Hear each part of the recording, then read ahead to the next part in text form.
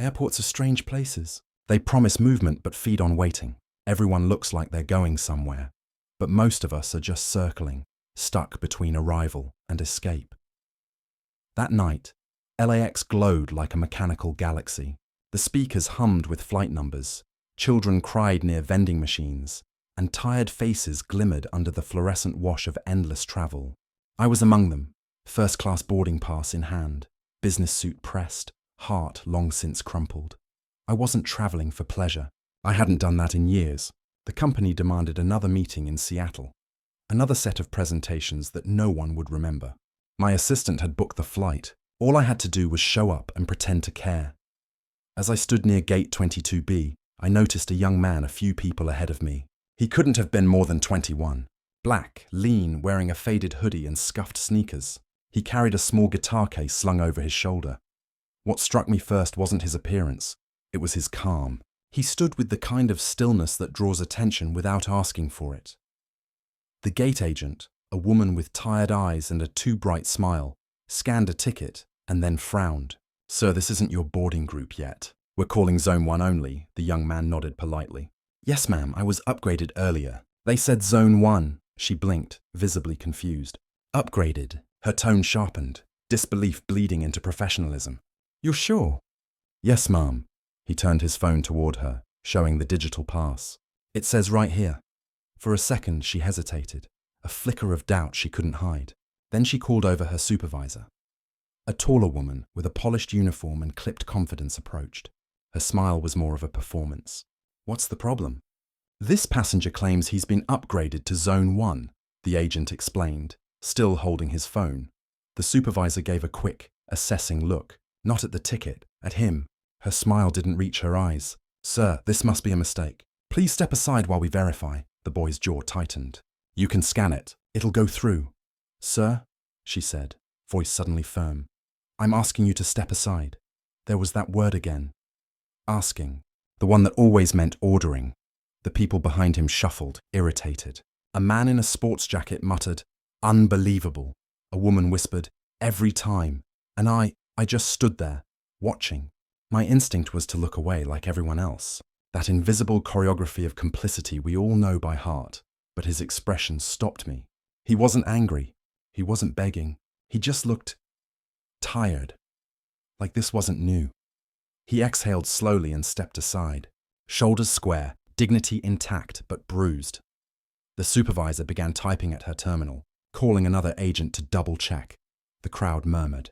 The scene stretched thin, awkward, silent, and painfully ordinary. Then, without a word, she rescanned the ticket. Beep. Green. Zone 1. Her face froze. "You may board," she said quickly, not meeting his eyes. He nodded once. "Thank you." As he walked past, the silence felt heavier than the noise before it. I glanced at my own ticket. Zone 1, same line, same privilege, different rules. And for the first time in a long while, I felt something shift inside me. Not anger, not shock, but a slow, rising shame. They called my group next. I followed behind him toward the jet bridge, feeling like I was stepping through more than just a gate. I was crossing the threshold between who I'd been and the man I'd tried not to see. The jet bridge was colder than I remembered. Maybe it was just the metal walls, or maybe it was me, suddenly aware of how small we all were inside this long, narrow tunnel pretending to lead somewhere better. The young man, the one the gate agent had tried to turn away, walked a few steps ahead of me. His guitar case knocked lightly against his leg as he moved, a slow rhythm against the sterile hum of the engines outside. No one else spoke. People filed in quietly, eyes fixed forward, like silence could erase what had just happened at the gate. Halfway down the bridge, a TSA officer stood near the door. One of those random security checks that always seem to appear for the wrong reasons. He was tall, built like a linebacker, his uniform crisp, his expression neutral in that way that feels anything but. He stopped the young man with a gesture. "Sir, random inspection." The words echoed off the aluminum walls. A woman behind me flinched. Someone muttered something under their breath, maybe relief that it wasn't them. The officer didn't sound angry, just tired. The way people sound when following orders, they stopped questioning years ago. The young man froze for half a second, then nodded. Of course. His voice was even, polite. The kind of tone you use when your safety depends on someone else's comfort. Please step aside, the officer said. He set down the guitar case gently, like it was something sacred. The officer unzipped it, glancing inside, his movements mechanical. Nothing unusual, just wood, strings, and silence. I stood there, halfway between wanting to help and fearing I'd make it worse. Everyone else looked away. The same practiced choreography of indifference I'd been part of my entire life. The officer finally zipped up the case and nodded. You're clear. Thank you, the young man said quietly, though it sounded more like survival than gratitude. As he picked up his case and walked forward, the officer turned toward me, maybe sensing the judgment in my eyes. Sir, he said flatly, we do random checks on all passengers. Standard procedure. I didn't say anything, because that's the thing about procedure. It always sounds clean, neutral, logical, until you see who it always seems to land on. When I reached my seat in first class, he was already there, seated near the window in row 3, clutching his guitar case like it was armor. I hesitated, then took the seat across the aisle. For a while, neither of us spoke. The attendants moved through the cabin with soft smiles and champagne flutes, pretending that civility was the same thing as decency. Finally, he looked over at me. You don't have to feel bad, he said. His voice was gentle, almost kind. It's not your fault. I wanted to tell him that was exactly the problem, that none of this was anyone's fault, and yet everyone's at once. Instead, I just said, it doesn't make it right. He nodded, looking out the window as the plane began to taxi. The reflection of the runway lights danced across the glass, painting his face in fleeting gold and blue. People like to say time heals everything, he said. But it doesn't heal what you refuse to see. The engines roared. The plane lifted. And as the ground fell away beneath us, I realized I wasn't sure if I'd ever learned how to see at all. Not until tonight. At 30,000 feet, the world looks peaceful. Clouds spread like blankets. The sun bleeds across the horizon. And for a moment, you can almost believe humanity figured itself out. Almost. We were an hour into the flight when the tension returned. Quiet, invisible, but heavy enough to bend the air. It started when the flight attendant stopped by the young man's seat. Her name tag read Cheryl, the same woman who'd looked uneasy when the TSA officer pulled him aside earlier. Sir, she said, I'll need you to store that guitar in the overhead bin. It can't stay under your seat. He looked up politely. It's fragile, Mom. I've always been allowed to keep it here. I promise it won't move. I understand, she said, her voice tightening. But it's policy. A man across the aisle muttered, Just follow the rules, kid. The young man nodded once, slow and deliberate. I am following them. I just want to make sure my guitar doesn't get damaged. The attendant crossed her arms. Sir, I'm not going to argue. Either store it, or I'll have to speak with the captain. Something in her tone, clipped, defensive, made the entire cabin go still. The hum of the engines felt louder. I could see the frustration flicker across his face, then disappear behind practiced composure. He was used to this dance, the one where resistance becomes rebellion and calm is mistaken for threat. He said quietly, You don't have to call anyone. I'll put it up. He stood, carefully lifting the case. But as he reached for the overhead bin, another passenger, a middle-aged man in a blazer, stepped in to help. Here, let me handle that, the man said. Before the young man could respond, the man grabbed the case too roughly. The latch popped open. The sound was sharp, like a gunshot in a silent room. Strings snapped, the lid flung halfway open, and the guitar hit the edge of the seat before the young man caught it. The cabin gasped. He froze, clutching the broken instrument.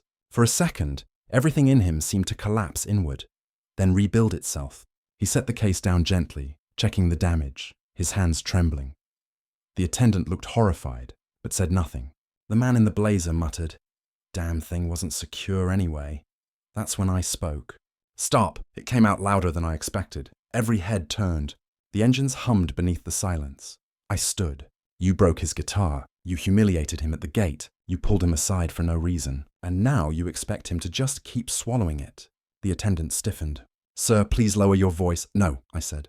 You lower yours. Because every time someone like you calls this policy, someone like him has to pretend it doesn't hurt. No one moved. The young man looked at me, startled, wary, but said nothing. The attendant's face flushed red. She turned and hurried down the aisle. I sat down, heart hammering, shame and adrenaline tangled in my chest. After a moment, he spoke quietly. "You didn't have to do that." "I know," I said. But I couldn't not. He stared at the cracked guitar in his lap. "You know what the worst part is?" he said softly. "It's not when they break the things you own. It's when they make you feel like you deserved it." I had no answer. Outside the window, the clouds stretched endlessly, calm, indifferent, eternal, and somewhere between them, a soundless apology took shape. Too late to fix anything, but just in time to mean everything. The wheels hit the runway harder than usual, a jolt that felt less like landing and more like waking up. No one spoke as the plane taxied to the gate. The young man sat motionless, holding his guitar case like it was something dying in his arms. The crack in the wood ran diagonally across the body, like a scar that would never fully heal. The flight attendant avoided our row.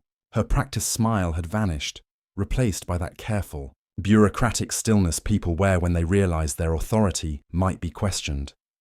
I wanted to say something, anything, but words felt cheap at 30,000 feet, and they didn't grow stronger just because we were back on the ground. When the seatbelt sign went off, people stood too quickly, desperate to escape the air thick with tension and guilt. The man in the blazer pretended to check his phone. No one looked at the young man. No one looked at me either. He waited until the crowd thinned before standing. As he lifted his guitar case, a few broken strings dangled out like loose nerves. I watched him walk toward the exit, calm as ever. Then I noticed the flight attendant speaking quietly to someone near the cockpit. A security officer in a Navy uniform. My stomach turned. She pointed subtly toward the young man. The officer's posture stiffened. He nodded once and began moving up the aisle. I moved too. By the time we reached the jet bridge, the officer had caught up to him. "Sir, I need to speak with you for a moment," he said, tone firm but polite. The young man stopped, shoulders squared. "About what?" "Just a quick follow-up. Routine." There it was again, that word, routine. It always arrived wearing a uniform. Before he could answer, I stepped in. "Is there a problem?" The officer turned, his expression tight. "Sir, please return to your seat area. This doesn't concern you." "It does," I said, "because I watched what happened on that flight. And unless you're following up with everyone in first class, this feels less like routine and more like targeting." The officer blinked, not used to being challenged in public. "Sir, I'm just ensuring all passengers comply with safety procedures." I gestured at the young man's guitar case. "Does that look unsafe to you?"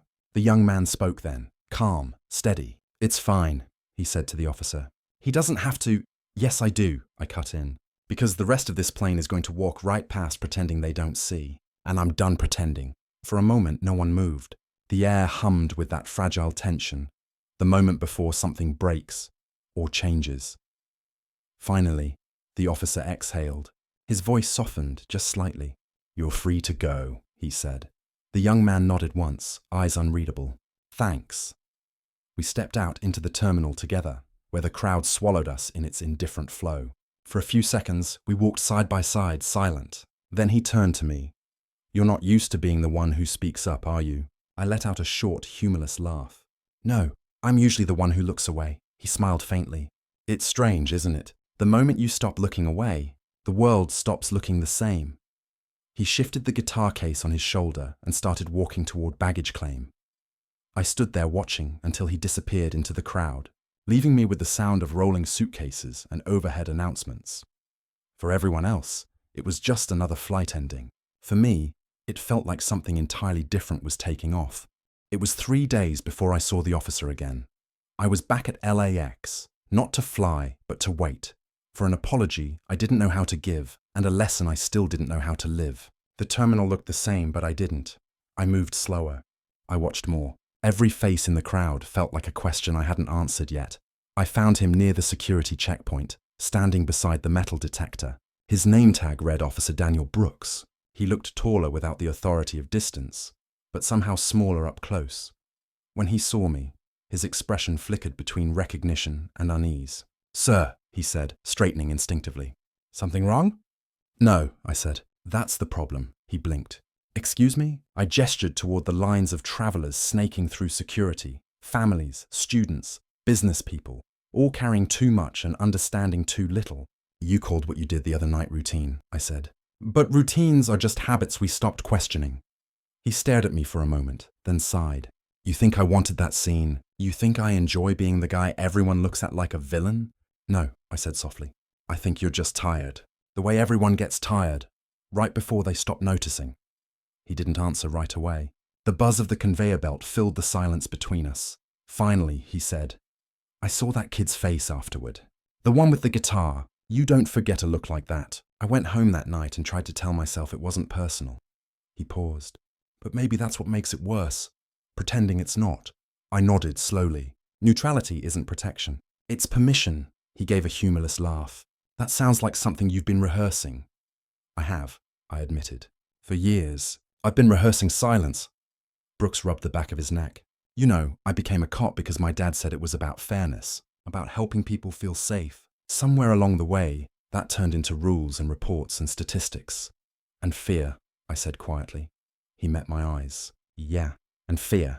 For a long moment, neither of us spoke. Just two men standing between luggage and metal detectors, talking about the things people usually whisper about when no one's listening. Then he said, What happened to the kid? I don't know, I admitted, but I hope he's playing again. That guitar might be cracked, but I've seen worse things still make music. He smiled faintly.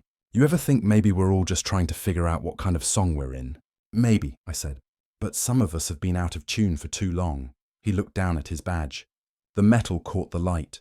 Bright, sharp, unflinching. Then, almost to himself, he said, Maybe it's time I changed the routine. I watched him as he turned to greet the next passenger, his tone softer, his eyes different. Still cautious, but open. Maybe that's how change begins, not with a speech, but with a pause. As I walked away, I caught my reflection in the glass wall near the boarding area. For the first time, I didn't see a man rushing towards another meeting.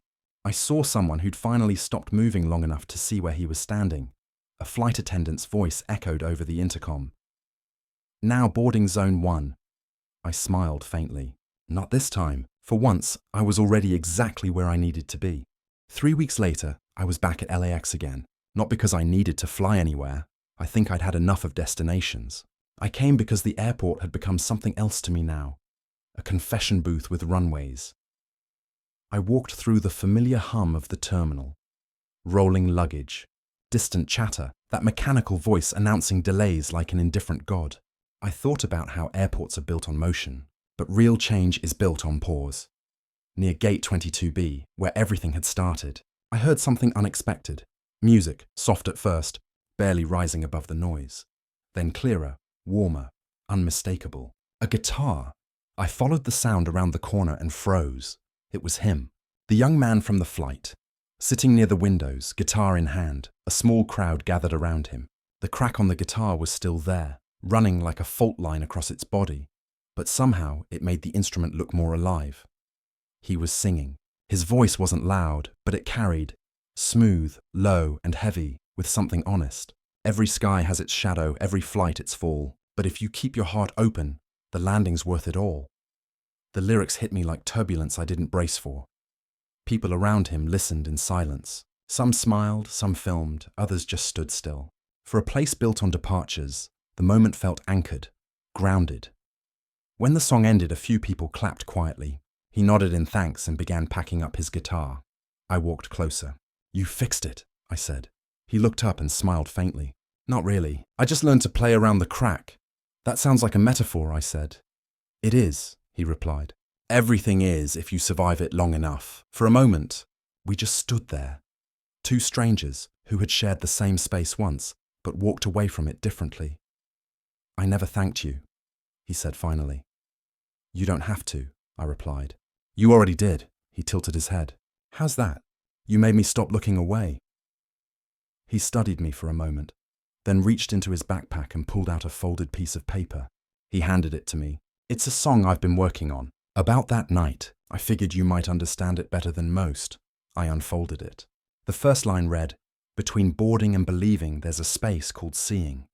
I laughed quietly, throat tight. You're better at this than I'll ever be. Maybe, he said, grinning. But you're trying. That counts for something. He slung the guitar over his shoulder and nodded toward the intercom, where a voice was calling, "Final boarding for Flight 246. I guess that's me, he said. Where to? New York. Got invited to play a show. That's amazing. Yeah, he said. Guess the world still lets you fly if you keep showing up. He started walking toward the gate. Halfway there, he turned back. Hey, he said, you ever think about how people call it a boarding zone? Like it's just logistics. Sure, he smiled. Maybe it's not about where you're going. Maybe it's about what kind of person you become before you get there. Then he disappeared down the jet bridge, guitar case in hand. I stood there a while longer, reading the line again. Between boarding and believing, there's a space called seeing, and for the first time in years, I didn't feel like a passenger. I felt like I'd finally arrived. 3 years later, I was walking through JFK Airport in New York when I saw his name. It was printed in bold white letters across a poster near the baggage claim.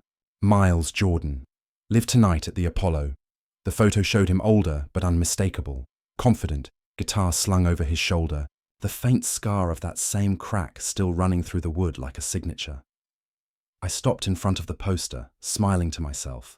People rushed around me, dragging suitcases, answering calls, racing toward connections. Airports never change. They just recycle the same choreography of hurry and hope. But that name on the wall stopped me cold.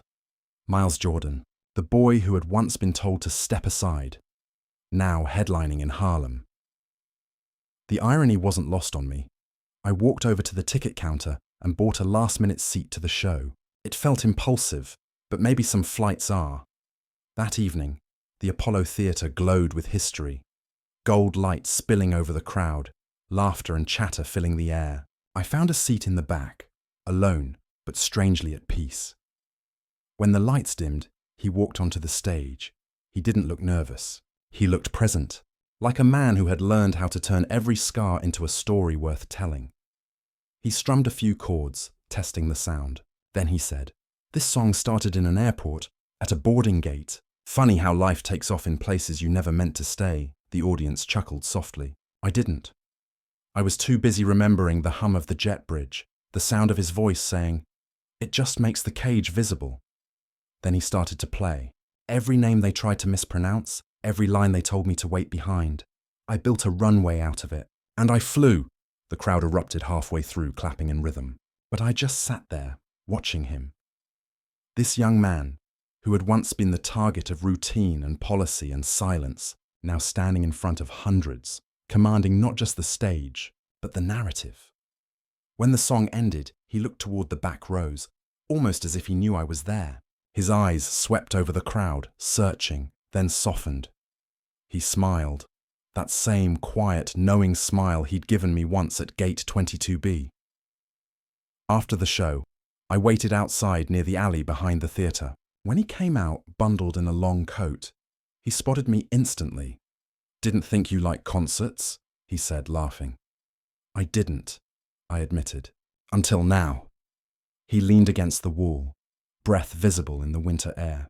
"You know what I learned since that night?" he asked. "What?" "That not everyone who stays silent agrees with what's happening. Some are just waiting for permission to speak," I nodded. "And some are waiting for someone brave enough to start the song." He smiled again, his breath forming small clouds in the cold. "Guess we both found our voices, huh?" "Maybe," I said. "But yours carries further," he shrugged modestly. "That's the thing about sound. Once it leaves, it belongs to whoever needs it most." We said our goodbyes. He walked toward a waiting car, guitar case in hand, same crack, same resilience. As I watched him disappear into the city lights, I realized the world had shifted in small but permanent ways. Airports still buzzed. Policies still failed. But somewhere between boarding and believing, we'd learned to see. And maybe that's what every flight and every life is really about. Not how far you travel, but whether you have the courage to land with your eyes open.